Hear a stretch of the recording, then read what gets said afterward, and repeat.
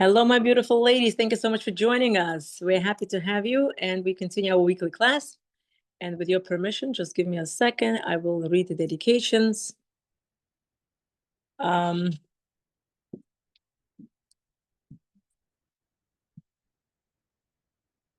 Just a moment. Sorry.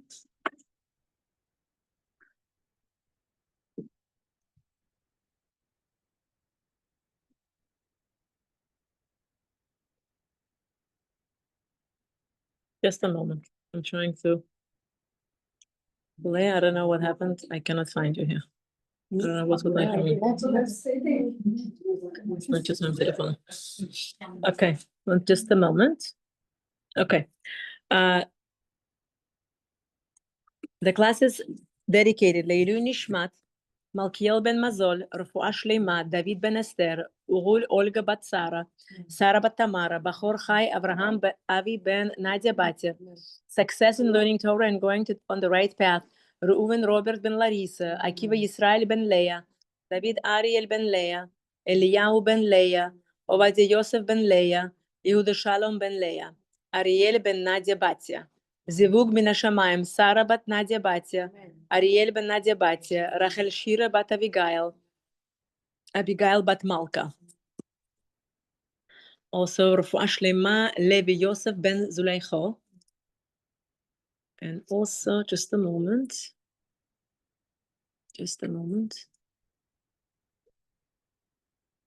לעילוי נשמת, אליהו בן בלוריה, רפואה שלמה, תמרה בת קדם, פרנסה טובה, בסיה ברכה בת תמר, אוציל יעקב ישראל בן קדם, שידוך פונתניאל בן לודה לאה, דניאל אברהם בן לריסה שושנה, מיכאל יוסף בן לריסה שושנה, שושנה בת לודה לאה, יוסף חיים בן לודה לאה.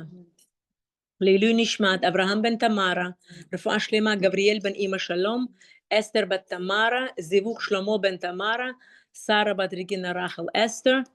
For children, Eleonora Esther Batrano, פרנסה טובה, Eleonora Esther Batrano, אבא בן סווטה סיביו, אלה רחל בת לורה לריסה, לעילוי נשמת, רפאל חי בן אסתר, רפואה שלמה, דניאל בן מזל.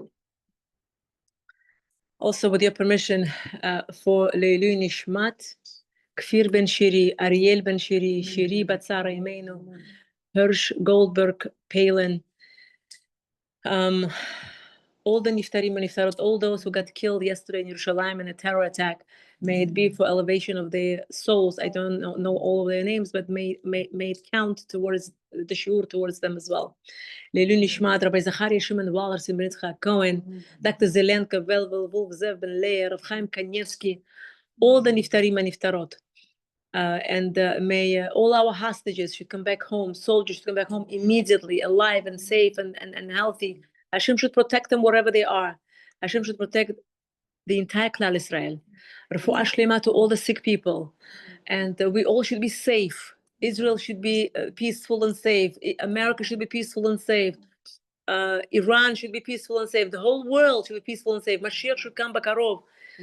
Berachamim gdolim. May everybody do tshuva shlema, benachat velo b'tzar. Okay, with your permission, we'll just situate the camera. Okay, we continue to learn, and we are learning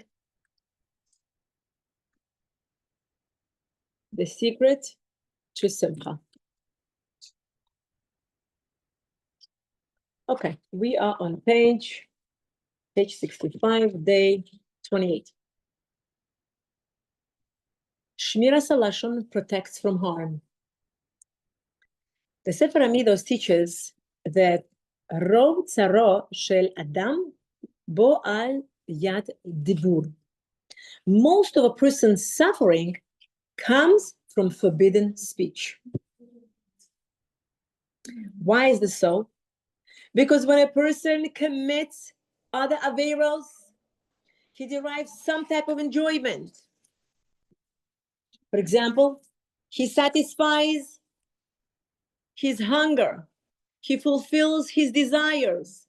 But when a person talks Lashon Hara, he does not obtain any physical or emotional pleasure from the sin, and therefore the Aveira of Lashon Hara is equal in severity to all other averos. We know that Talmud Torah Keneged Kulam, the mitzvah of learning Torah, is so great that it is equivalent to all the mitzvahs. Why are a few words of Torah so great, even more than visiting the sick or helping a poor kala? Because for every good deed that a person performs, he derives a certain pleasure from it. For example, honor, satisfying his compassion. But for learning Torah, a person does not obtain any physical pleasure. It is a spiritual mitzvah, which only the neshama derives pleasure from. And therefore, its value is equivalent to all the mitzvahs. So too, with the Aveira of Lashon Hara, one does not derive any physical pleasure from it, and therefore, it is equal in severity to all the Aveiros.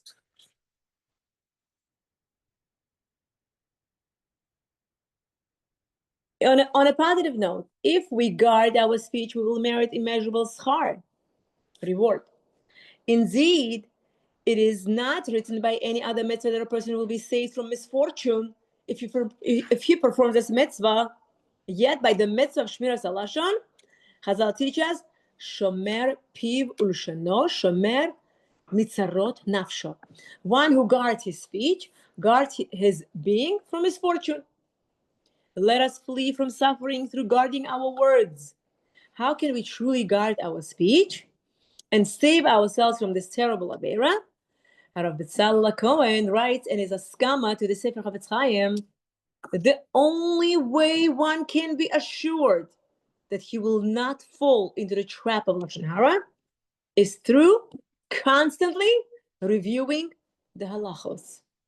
Let us not become discouraged. Our dear Father is Erech Apayim. He's slow to anger, and He is surely waiting patiently for us to do tshuva.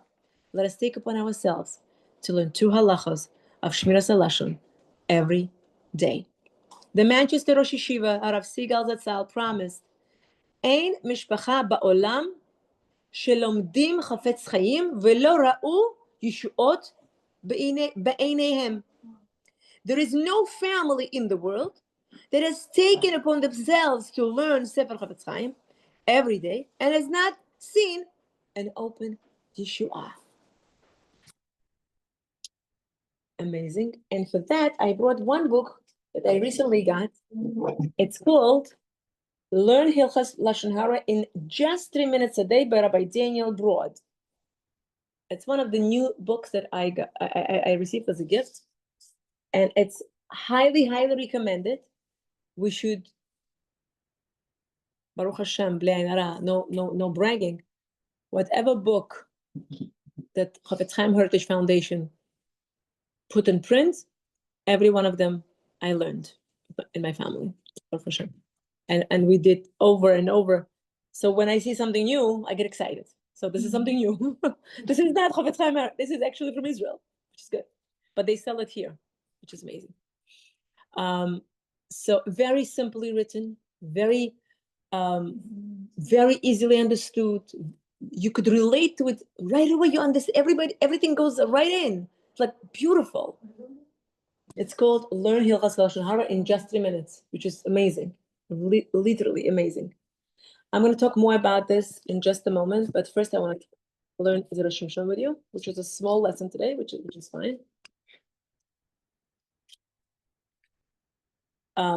We continue learning. We're almost done with this book. It's called Zera Shimshon on Eshes Chayil, and we are on page 303. Okay, conversion, great. Marrying a Talmid Chacham, even better. The pasuk in Megillas Rus seems to imply that Ruth's marriage to Boaz was even more important than her conversion. Yet, how can one possibly suggest that her conversion was less important than her marriage? The Rosh Shimshon paraphrases a Gemara in Brachos to give us an explanation. Women are more assured of attaining Olam Haba than their male counterparts. This is derived from a pasuk in Yeshaya, in which women are referred to as she'ananot, confident and secure, since they know that they can rely on a future portion in the world to come. Here, Rav asked Rabbi Chia a question: what special merit makes women so sure that they will merit a portion in Olam Haba? The answer: their special merit lies in the fact that they take their sons to learn Chumash and Mikra, and because they give their husbands permission to go and learn Torah at yeshivas that are far away from home. In addition, they also have the merit of waiting for their husbands to come home late at night from the base medrash, or sometimes after being away for quite some time. So in other words, when the woman is sending her husband and her children to yeshiva, to shul, etc., and they're learning, she is earning her olam haba through her sons, through her husband. The Shimshon continues, when Ruth converted to Judaism, she received the same type of reward that any Jewish woman can expect. But she didn't have a special promise that she would marry to Olam Haba. After she married Boaz, who was a Talmid Chacham, and she intended to wait for him to return from the base medrash, her reward was increased. But now she received the promise given to Jewish women who allow their husbands to go learn. Well, I thought he died already. Correct, but it says she was ready to wait for him. You see, which teaches us, even if he didn't have a chance even to go after they got married and to go and learn, poor guy died after the first night. But the fact that she had a good intention, she wanted for him to go, and she wanted to wait. The intention was good. That also counts, which is amazing. We don't hear that she intended to wait, which means she didn't even have a chance to wait, but she intended. I'm going to wait for my husband. That's it. Olam haba. Then is the meaning of the words, you have made your latest act of kindness greater because Ruth married a Torah scholar and was ready to wait for him to return home from a study hall. Because Ruth did this, her reward was greater than that of other women who were not in such relationships. And she was now promised a share in the world to come. This is the reason why her marriage to Boaz was even more important than the first, her conversion. Of course, the fact that she chose to become a convert was a powerful thing and came along with its own type of reward, but it didn't guarantee her a place in Olam Haba. So in other words, if a convert comes to Jewish nation, it's amazing. They were able to close the door to their past and start a new beginning. You know how hard it is? I'll never forget, many years ago, there was a black guy who used to come often. He doesn't come lately, but he used to come like almost every week to knock on the door and just pass and collect tzedakah. He was a convert. He later told us. And he said, I'm not in touch with my family. He said, my family abandoned me. They said, you are a deserter. You left our, but yeah, because he left the family. He became a Jew. He says, but don't worry, I have God. He's alone. He's not married. And he still says, I have God. You know what a strength it is? It's unbelievable. So here it is. Ruth is converting. She's going to become a future grandmother of David HaMelech and future grandmother of Mashiach. And it still says that her marriage to Boaz was greater than her conversion because she intended to send him out to learn Torah and wait for him. That Torah views and it gives her olam haba. It's not for nothing that Megillat Ruth is named after her. It's not named after any of us, but it's named after her, which means she was so special. I'm not saying we're not special. We're very special. But just to teach us that she must have done something unbelievable for being mentioned and for learning and reading it every Purim. Megillat Ruth, not Purim. Shavuot. There was a rabbi, Rabbi Mordechai Yosef ben Avraham. I actually looked him up. It's a black guy who converted. And he actually wrote a book called Mind of the Black Jew. Yeah, I actually read some reviews on Amazon. Yeah, so there was, yeah. So this guy told a story that happened. This guy, Mordechai Yosef ben Avraham, during Sukkot of 2021, he was raised in LA and lived an unbelievable, beautiful life. And before he converted, he's African-American convert to Judaism. He lives now in Eretz Israel with his wife and kids. And he related the following story. He was spending Pesach in a house in a German colony in Jerusalem. And Mordechai said, we had a nice group of people staying there together. And one of them was my good friend, Amarei Yehoshaphat Studemeyer. I'm sure everybody knows the name. He played professional basketball for the NBA, who actually, as we all know, also converted. He became a Jew, a basketball player. You're going to see he's like 6 feet something tall, big guy with a black hat, with a white shirt, like unbelievable. Go figure, Hashem's ways. Yes. Yeah. He was a professional basketball player on TV and everything. His name is Amarei Yehoshaphat Studemeyer. Okay, so he was playing professional basketball for NBA. He was a star player on the Phoenix Suns, New York Knicks, Dallas Mavericks, and Miami Heat. Eventually, Amarei Studemeyer, he moves to Israel and he plays for Hapoel Yerushalayim. So anyway, so what happens, long story short, so they were all in the group. It was Pesach time, and they stayed by one family, and these, I guess, black Jews converts, they were together with the group as support group, whatever, and friends, and they after Shabbos was over, and they were supposed to do Havdalah. One guy comes over to him and says, "I just want to tell you something."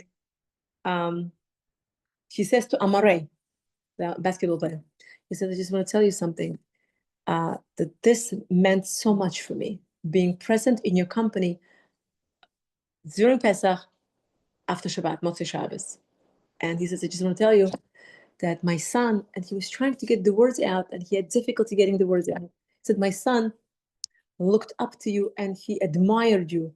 And when my son," he says, "was sick, lo aleinu, you came to visit him many times to the hospital, and you became friends.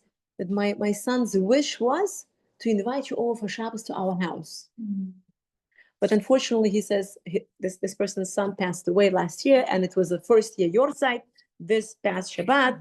And he says, "Look," he says, "my son didn't have a chance to spend Shabbos with you, but he made me, his father, to have you by us on Pesach, on this Shabbat, and that we spent Havdalah together, and it's like as if my son's wish became true."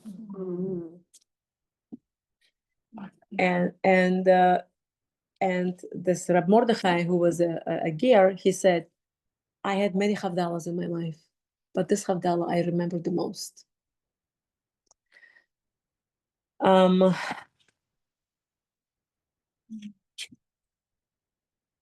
We should know that whenever somebody does something for us, especially during the time when we are vulnerable, we remember it the most. When somebody's sick, lo aleinu, when somebody dies, lo aleinu, when somebody's going through a difficult time, and we just there for support, the person remembers it forever. That's why we should be very sensitive and very careful that whenever anyone that we know, either family or friends or classmates or neighbors, anybody that goes through any difficult time, pick up the phone, call them up, drive over with something, I don't know, chocolate, whatever, or something healthy if they're into health, a juice, and be there, be supportive, and offer support, and be there they will appreciate it. You're giving them the whole world. I want to tell you something incredible from Rabbi Zachariah Shimon Wallerstein, whom I adore till today, forever. He was a role model in my life, still is. And he played a big role in my life, personally. And one of the stories that I learned from Rabbi Wallerstein that I want to share with us. I know that Rosh Hashanah is coming. And I want to have all of us a right frame of mind. And with that, I would like to share a few stories. I think personally that whenever we hear stories, it always closes the heart, it always hits home, and you always take a message and it stays with us. There was a big, famous law firm that was hiring, and there was 400 applicants for a position. And one of the questions on the applications was, and the law firm administration said, whoever answers the question correctly, he will get the job. And whoever doesn't, okay, next time we'll try. So the question goes like this. You are driving a car. It's raining outside. You're passing by the bus stop. And on a bus stop, you see three people. One, you see a beautiful, gorgeous girl, and you're a guy. And you see the girl, and you know this is your future Kala. This is your Bashert. That's it. The light bulb went on. I'm sorry, what'd you say? Is the guy already single or is he married? Yeah, he's single. And in the story, he's single. That's a very good question. I hope if he's married, I hope he's not looking at the single girls. I hope so. So the second person was a person who saved your life in the past. And the third person was an elderly lady who's coughing hard, and she looks like she's dying and she needs to get to the hospital this minute. You're driving a sport car. You only have one spot next to you. Wow. Whom you're going to save? Okay, even though we're on the recording, give me your suggestions, give me your answers. I want to hear. Before I give you the right answer. Just You have to save your life. Okay, so you say that. What would you say? Okay, what would you say? What would you say? Makes sense for that. Okay, what just First option. The girl. the Kala? That's so funny. When I told this to my 10-year-old boy, he goes to me, get a Kala, of course. When I told my sister in Israel, who is a nurse, she goes, get the old lady first into the hospital. I'm like, you're thinking like a nurse. Tell me what you think. Old lady. The guy who helped you. Okay, that's a good Samaritan.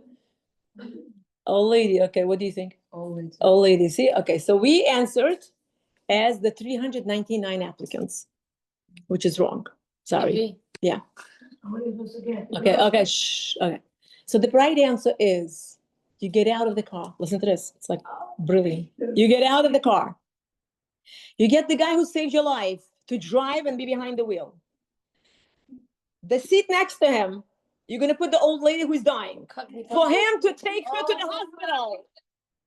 And he's going to go on a bus stop next to his Bashert and wait for the bus.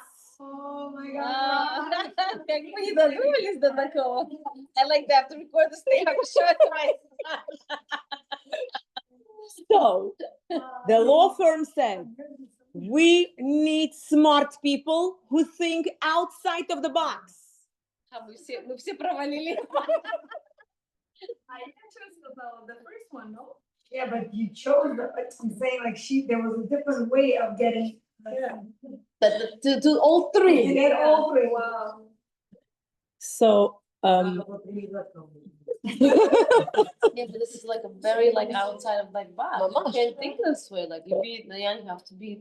No, but this is my car, and I'm gonna let somebody drive it. All these things, It's gone you know. also. what? It's gone also, your car. Yeah, one of my kids said, "Mommy, how do we know he's getting your car back?"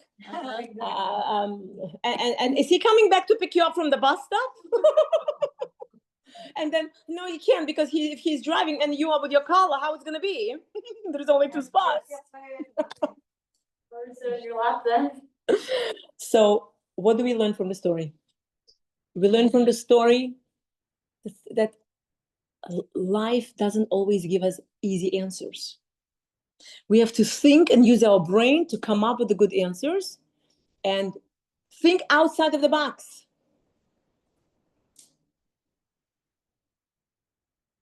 There was another beautiful story that I heard from Rabbi Joey Haber.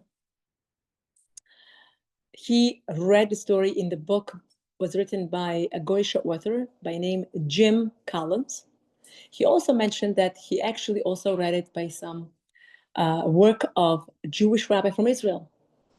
He was very surprised that Jewish rabbi from Israel knows the story. The story goes like this. An interviewer comes running to Mr. Bill Gates many years ago, when Mr. Bill Gates was the wealthiest person in the world. Right now, he's not, as we know, but he used to be. So anyways, the interviewer comes to Mr. Bill Gates. Mr. Bill Gates, could you please tell us, what is the secret to your wealth? Mr. Bill Gates takes out from his pocket a checkbook, pen ready. He says, how much do you want me to write the check for? And the interviewer says, I'm so sorry, this is not what I asked. I'm sorry, Mr. Bill Gates. All I'm asking is, what is the secret to your wealth? He goes, again, how much do you want me to write? Any number. Just tell me any number. Tell me any number. Tell me, I'm writing. Tell me, what's the number? How much do you want me to write the check for? He goes, no, I'm so sorry. This is not what I asked you for. So, sounds like it, I don't know. And so he says, tell me please, what's the secret of your to your wealth? He puts the checkbook back into the pocket. He puts the jacket back on, turns away, and starts walking away. He goes, excuse me, Mr. Bill Gates, you didn't answer the question. He goes, I already did. He goes, what do you mean you did? He said, I never pass on any opportunity. When you came to me with your question, you were so locked in on your question. So when the opportunity came, I had an open checkbook with a pen ready, and I said, any amount. Any amount. You let go of the opportunity. That is my answer. I do not let go of any opportunity. So the lesson for us to take from this story before Rosh Hashanah is to grab the opportunity, because now is Elul time. And in Elul, it says Hashem is in the field. The king is in the field. It's compared, as Rabbi Joey Haber says, imagine you got married and you live a little bit further away from mom. And everything you do it's a lot. It's the house to clean. It's the work to do. It's the dinner to make. It's the laundry to do. It's put the kids to sleep.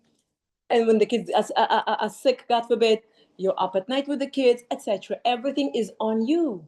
And now imagine your mom comes and says, I'm staying here for, let's say, a week or 2 weeks, and I'm going to help you.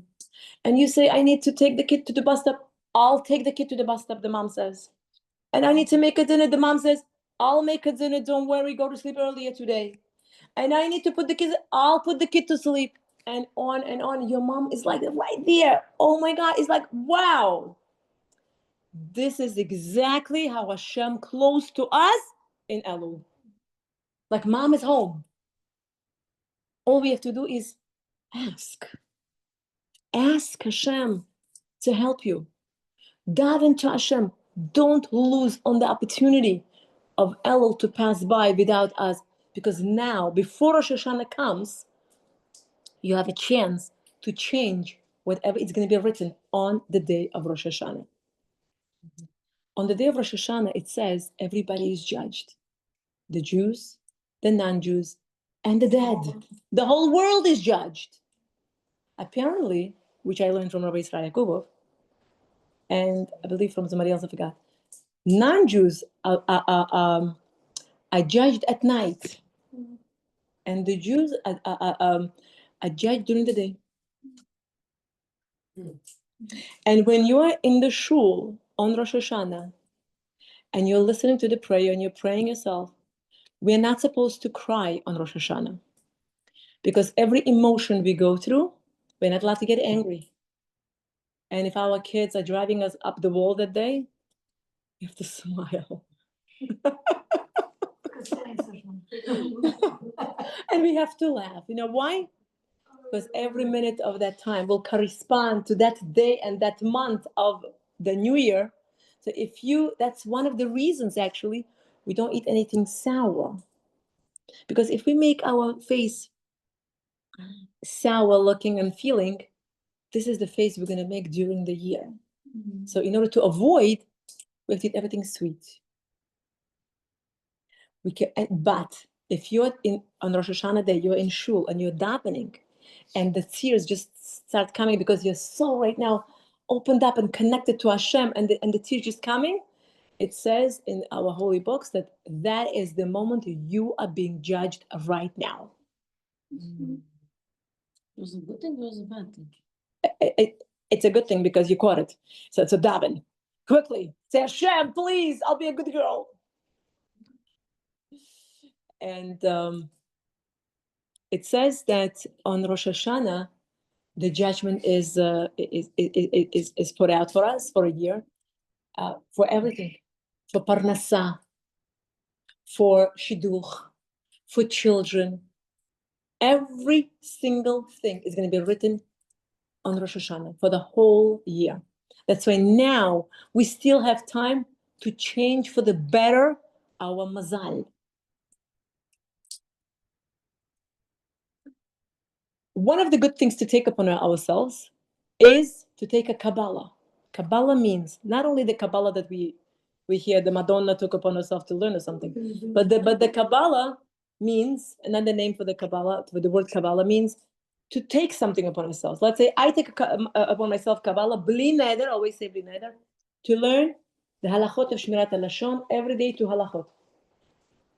So when we take upon ourselves in the month of Elul something, even though maybe we did it in the past and then we fell through the tracks and we didn't do it. Okay, so pick yourself up.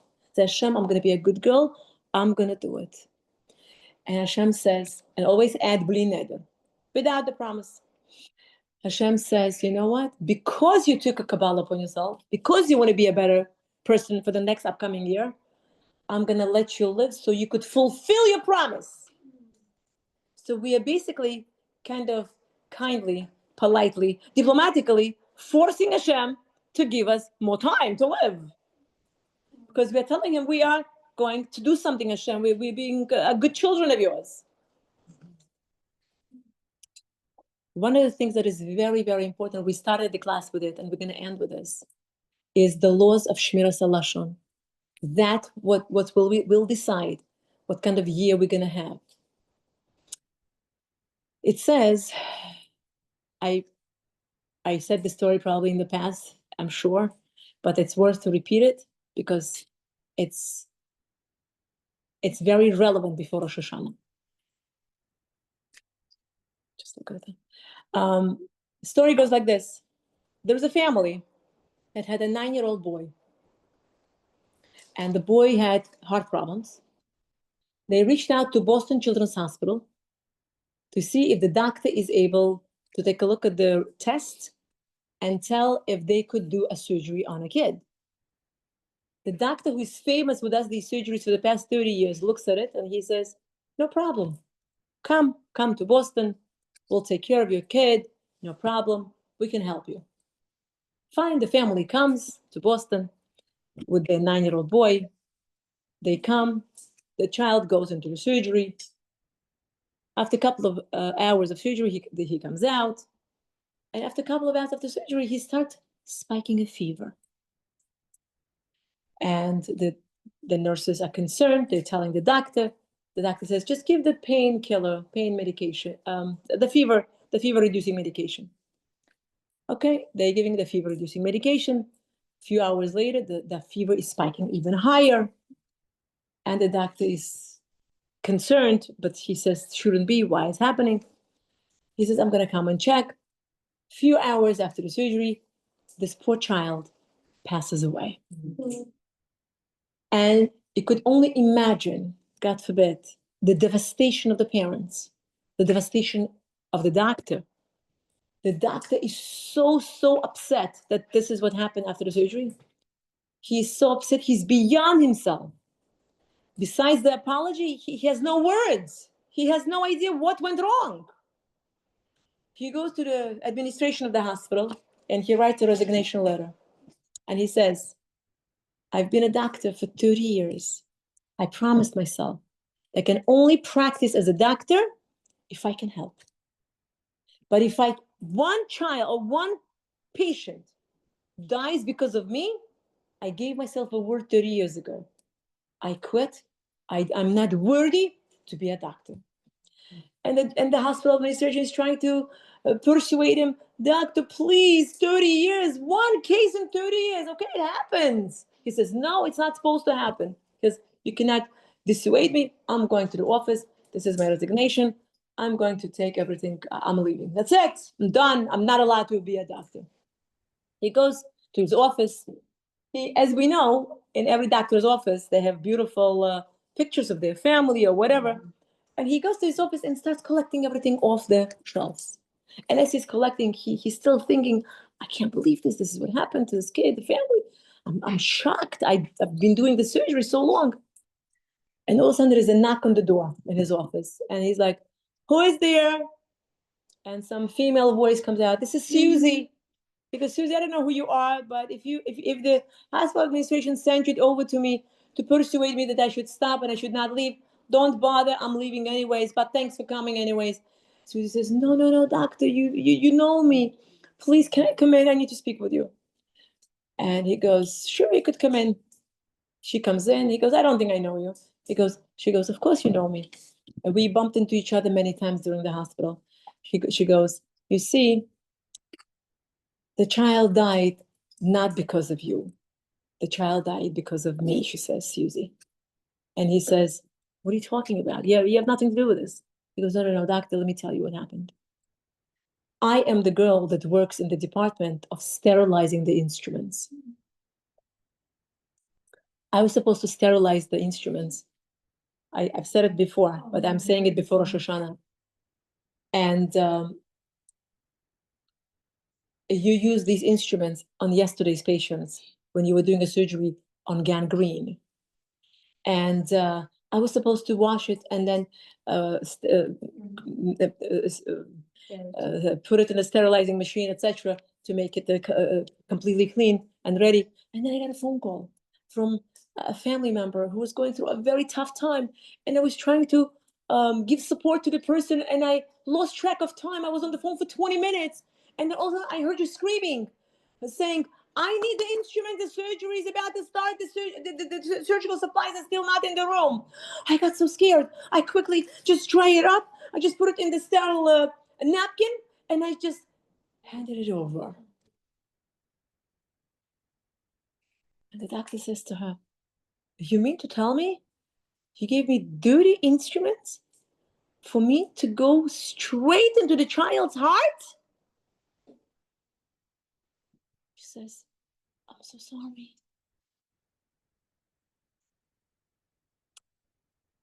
Chafetz Chaim Heritage Foundation mentioned the story many years ago. The more details I filled in because I found the same story in Rabbi Wallerstein's book. I was fascinated. But Chafetz Chaim Heritage Foundation brought the story and said, we might know like that doctor for 30 years doing surgery, the same surgery. He knows the procedure. He could do the surgery with closed eyes. He knows the procedure. We might know how to pray. We might know how to daven. We might know how to ask Hashem for whatever needs we have. We might know how to open the siddur and say whatever is written in the siddur, or Tehillim, or whatever we're saying.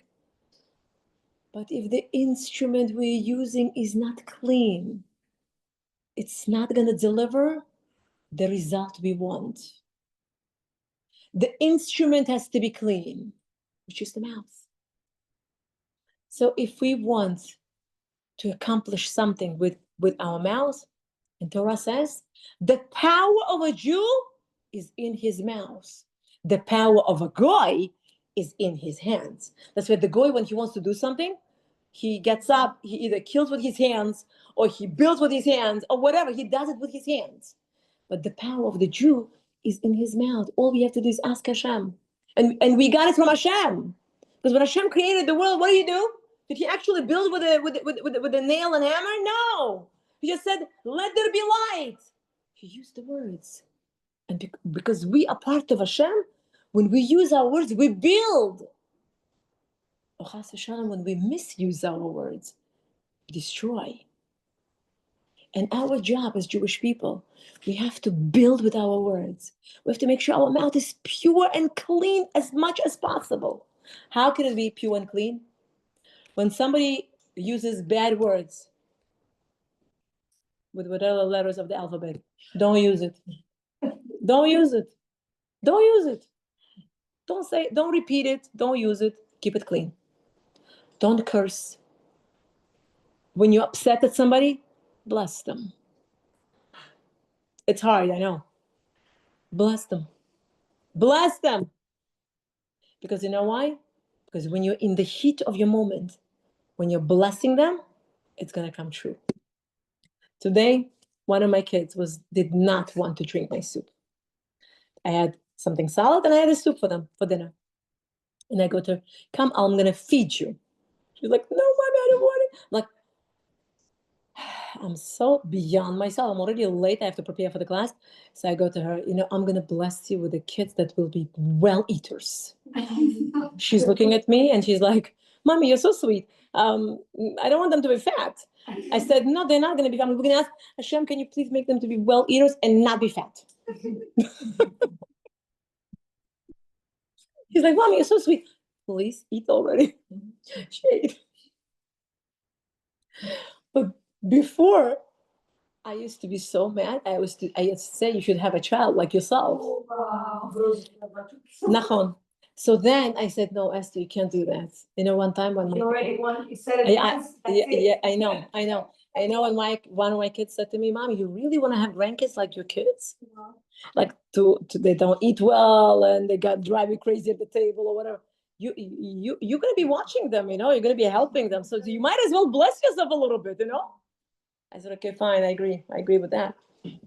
So I said, we have to bless. When we are upset, bless. Yeah, I know there's one girl who said, her mom said the same thing.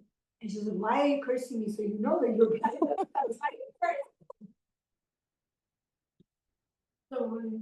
Correct. So we learned from the story of a Boston doctor that we have to learn. The only way we could keep our mouth, we daven to Hashem and ask Hashem, please help me. I'm really, really trying. Please help me to keep the laws of Shmirat HaLashon. We should. We should do that. Why not? Once a week, we should learn at least A little bit like a good idea. Another thing to mention, also, it's good for everybody, as well as very important for those who are single and for those who are trying to have kids. What is it? Not to hurt anybody. Very important.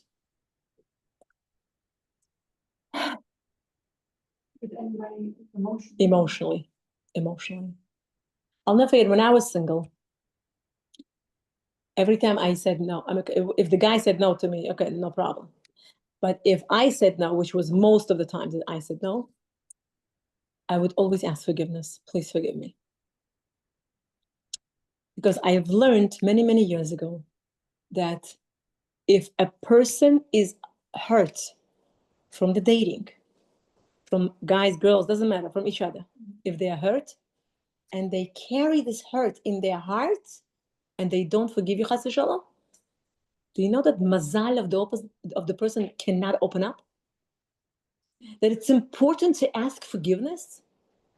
And not only that, Chazal says we have to get a written mechila letter. Be'emet, I'm not joking. You have to find any way you can to get forgiveness. It's for singles and it's for having kids. It reminds me of the story. There was a guy who was 50 years old and had his first child at 50. And there was a bris, and there were bagels and lox at the bris. There were thousands of people who came to the bris. And the father of the child gets up and says, to the crowd, I would like to say something. And the crowd is listening. He says, I just want to tell you that I got married at 20, and this is my first boy, first child, 30 years later. He said, we tried everything with my wife to have kids. And he says, I went to the rabbi, and the rabbi said, did you ever hurt anybody in the past? He said, nothing that I can recall, nothing. I don't remember anything that I hurt somebody. He said, go home and go year by year backwards.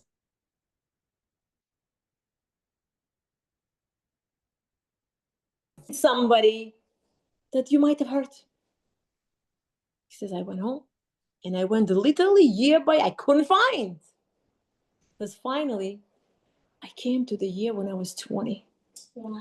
I was learning in yeshiva. Correct. It was an old time story, but I was learning in yeshiva. And I was, you know how in yeshiva the boys learn? There's like a tables and chairs, and everybody's learning with chavrusas, and there's a noise and whatever. And so a lot of times these boys, they need quiet because in order to concentrate, because everybody's learning. And so there was, in the hallway, there was a cleaning lady that didn't have any babysitter to watch her little kids. She came to wash the floors of the yeshiva. So she came with her little kids. And her little kids had a blast of the time in yeshiva. So much space. They probably don't have so much space at home. So they're running from one corner to the other and making noises.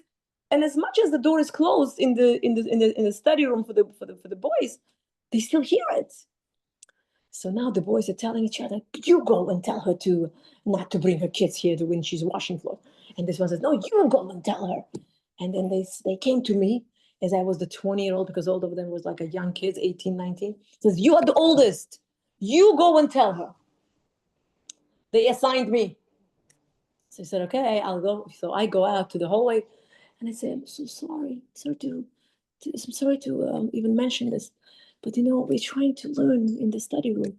And it's really, really difficult to concentrate with a lot of noise coming from the hallway. Do you think it's possible for you to leave the kids at home? Maybe with somebody. She looks at him with such a tired, exhausted look, and the sweat going down her forehead and down the cheeks. And she looks at her and she says, you should never know a tsar of raising kids. You know what should never know the tsar of raising kids means? Tsar means difficulty, challenge. So it has a dual meaning. One means you should have easy time raising kids. But another meaning also could be that chas v'shalom, when the person cannot have a tsar, when chas v'shalom, the person has no kids. And he says, I came to the rabbi and I said, I don't know if that counts or not, doesn't count, but this is what I remember. Maybe I hurt her. And she did tell me in the hallway, she said, I cannot, a lot of noise. She says, I cannot afford to leave the kids with the babysitter. I don't have a high paying job. I had no choice but to bring the kids to the yeshiva. But I'm going to try to see if I could get somebody to watch them next time. Okay. Now imagine 30 years later. He makes every phone call. Do you know what happened to our cleaning lady? Do you know any contact? Can we find her? After calls and calls and calls and calls, he finally gets her number. She's probably an old lady somewhere. He comes to her house. He knocks on the door. He says, do you remember me? She goes, of course not. So he goes, I was the boy that I asked you when you came with your young children to not to bring kids because they were making too much noise and we couldn't learn. And you said to me, you should never know the tsar of raising kids. And I'm struggling to have kids for so many years. Can you please forgive me? And she looks at him, she says, of course I forgive you. Yeah, it's very important to say those words. I forgive you. It's very important. So after the lady forgave me, 9 months later, I had my baby boy. Ladies, life is too short. Every day is a gift, and we have to use it to make our life the most fulfilling and happy and joyous, and the people we come into account with. Whoever sees us should be happy. As our I used to work in my Maimonides hospital many years ago, and the lady that I come across, Moti, last name. Yeah, her name is Moti. She was a Hungarian Jewish lady, and she was working in the volunteer department, and she was a doula. And I remember I would always see her, and she always had immaculate makeup, immaculate, with all the different colors and different layers and different. I would look at her like in such an awe and fascination. I'm like, how long does it take you to put this beautiful makeup on? She goes, 5 minutes. And I go to her, no way. 5 minutes just to put lipstick and whatever. Like, no, 5 minutes. I'm like, I do it for years. She goes to me, let me tell you. I grew up in Hungarian home, the lady says. Moti Berkowitz. Remembered. Moti Berkowitz. She goes, I grew up in a Hungarian home. And my mother, we were European Jews. My mother always taught me that our face is a public domain. What's public domain?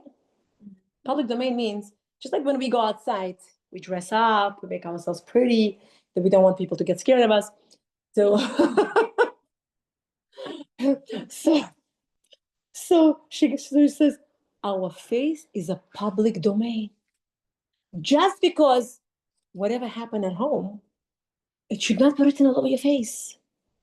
When you go out to the world should see a happy face. They should not be depressed by looking at your face. I was like, wow, that's a lesson.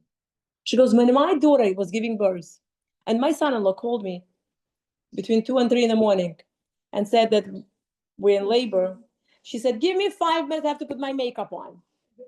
I was like, 2 in the morning, you're putting makeup on for your daughter's birth to go to the hospital? She goes, absolutely. I do not leave the house without a makeup. What is that? I'm like, you come out to a shop, whatever, 5 seconds without makeup. She's like, no, I have to. I'm like, Right. was he gonna make up? Like, what for? Right. It's a good thing, but like. Right. Well, now there's just so much chemicals. I don't so you have care. to be careful. Correct. It is too much chemicals. I used to be one of those that used to be with the makeup all the time. Yeah, but I don't do that anymore. I do it only a little bit during the class, and then whenever I go to the wedding or bar mitzvah, and that's it. And as soon as I come home, I take a wipe and I take it off. And my kids always, whenever I come home, they tell me, okay, mommy, here's wipes. They already know that I have to take it off.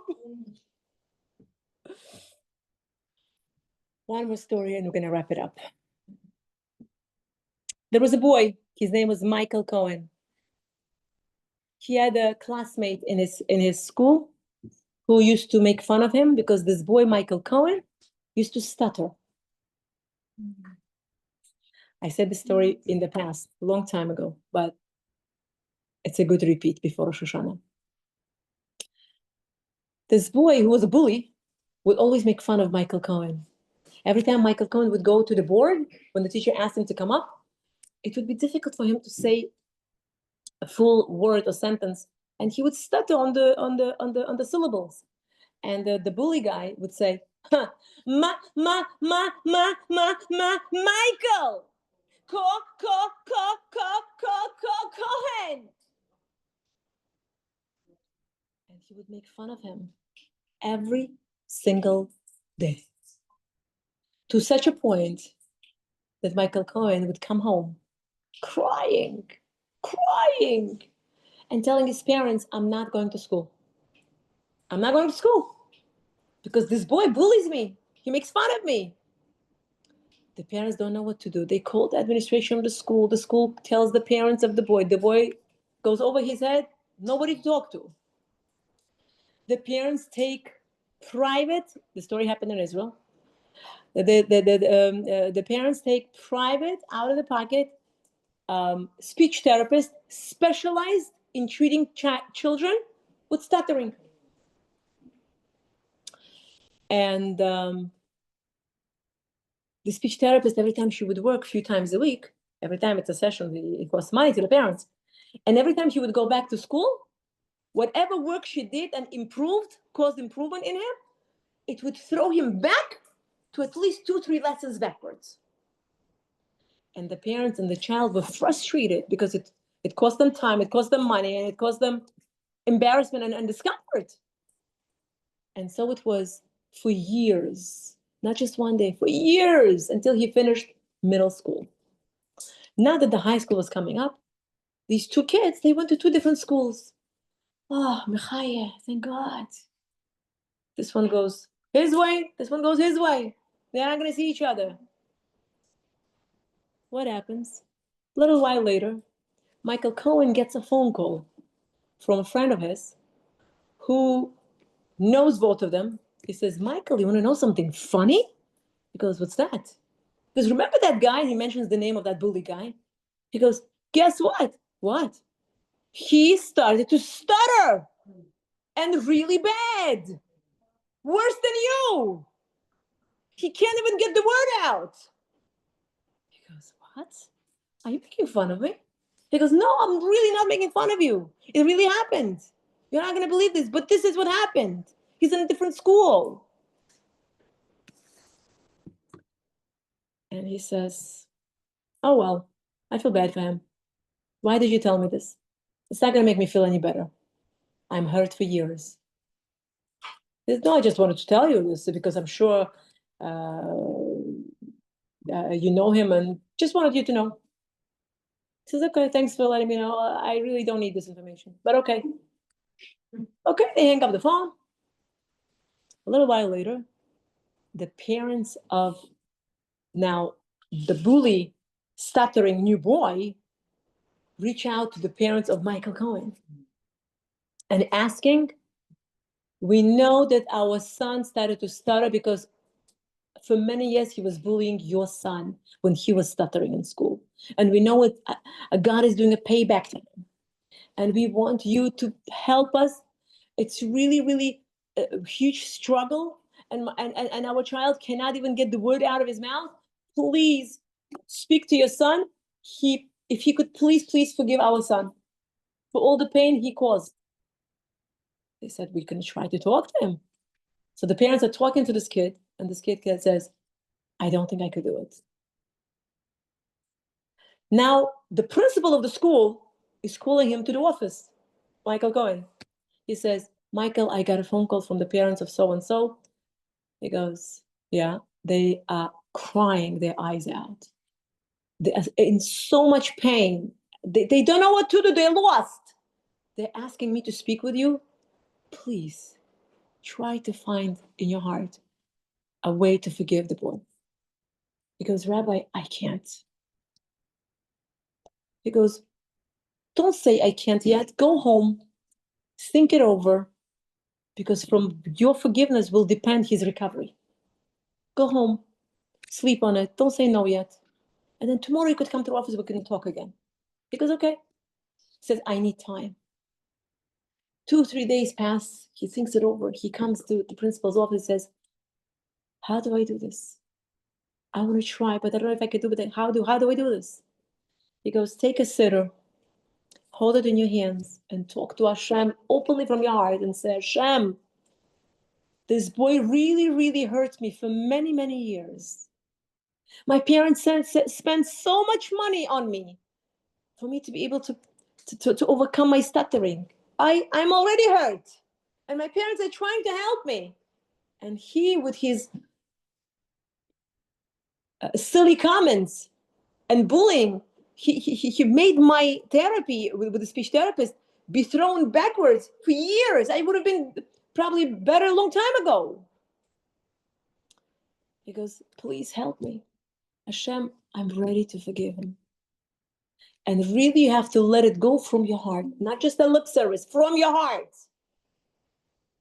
The boy says, okay, I'm going to do it. I'm going to do it. And not only that, I'm going to talk to my speech therapist because she said that I'm ready to be discharged. If in my slot, she could take him and treat him for stuttering. And the speech therapist was so amazing, so dedicated. She used to go with him to Kotel early in the morning. And she said, on Mechitza, on the female side, I will be, and on the male side, you will be. And I want you to daven from the Siddur, and I'm going to teach you where you can't get the word out, where it gets stuck, the word. I'm going to teach you that sound, you have to prolong it and sing it out like a song. This is a key in stuttering. You sing it, and when you sing it, the word comes out, the sound comes out without getting stuck. She worked so hard. Finally, he forgives him, and he talks to speech therapist. He says, "Remember that boy who was bothering me in school and bullying me? So you think you could take him and help him?" The lady, the speech therapist says, "Wow, that's so sweet of you to think about him, to even offer him a therapy." She says, "I'm so busy. My son's wedding is coming up. I will see what I could do if I could squeeze him in." A little while later, she gets back to Michael Cohen and she says, "Unfortunately, I have bad diagnosis." The lady says, the speech therapist. A few months later, he finds out that she passed away. Wow. She never made it to her son's wedding. And Michael Cohen learned from what happened in his life with this real story that happened, that God was so upset at that boy who was bullying. Not only did he give him the problem worse than Michael Cohen had, but he even took away the life of the hope, that string of hope that this speech therapist was able to help, that she's no longer available. And the story I learned about many years ago from Rav Dov Brizak, a mechanech from Israel, who said that he knows of a Rav who told him this story. It's a true story that happened, that every time September happens, he talks to his kids as a Rebbe, and he tells this story as a first story in the class to tell the kids, don't be a smart guy and smart aleck. Don't try to bully each other. Be nice, be polite, be respectful, and get along. And if you hurt each other by mistake, say forgive. Say forgive me, and forgive each other before it's too late. And with that, I want you to all take upon yourself, if you're upset at somebody, you don't talk to somebody hurt you really bad, forgive them. Not because they deserve it, they don't. They don't deserve it, you know it. Forgive them anyways. You know why? For you. Not for them, for you. Because the way you treat others, this is the way the heaven will treat you. Take upon yourself to learn Shmirat HaLashon. Tonight, when you get home, pick up a sefer. I'm sure every one of you have at home. Just get a sefer. Takes 5 minutes. Learn 2 halachos and learn the laws of speech and stick with the Kabbalah. And because you take a Kabbalah upon yourself, Hashem is going to give you life. Because Hashem wants you to fulfill your promise. I wish you all have a great Shabbos coming up very soon. Shana Tova to all of you. Please forgive me for being late to class and making you wait. You are forgiven, you are forgiven, you are forgiven. And even though there is nothing to forgive, but still. And I love you all. And I'm very happy and proud that I'm part of this holy special group. And I want to thank you, each one of you, for being there in my life and for allowing me to be in your life. Thank you. Thank you very much. Thank you. Спасибо, Рабанит. Thank you. Боже ты мой. Thank you, you too. Thank you.